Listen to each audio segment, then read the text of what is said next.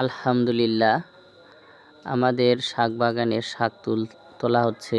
যদিও বৃষ্টির কারণে ঠিকমতো শাক গজায়নি, তারপরও আলহামদুলিল্লাহ যা হয়েছে আল্লাহর কাছে শুকরিয়া।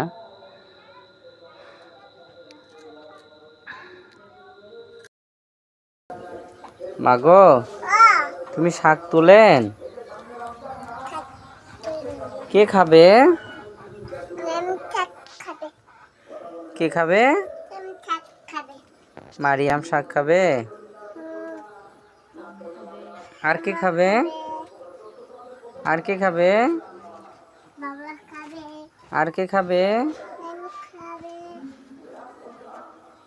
মরিচের চারা কাটা হয়েছিল 20টার মতো, আমার মেয়ে সব উঠাই ফেলছে।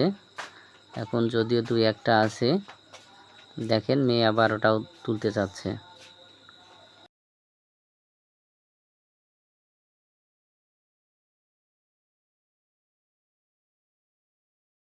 আলহামদুলিল্লাহ, আজকের এতটুকুই শাক সংগ্রহ। আমাদের বাগানের লাউ গাছ, দোয়া করবেন লাউ যেন বেশি ধরে। অগ্রিম দাওয়াত দিলাম সকলকে, আসবেন আমাদের বাসায় খাইতে। মেয়ে আমার শাক তুলে নিয়ে এসে শাক বাঁচার জন্য রেডি। ভালো থাকবেন সবাই, আল্লাহ হাফেজ।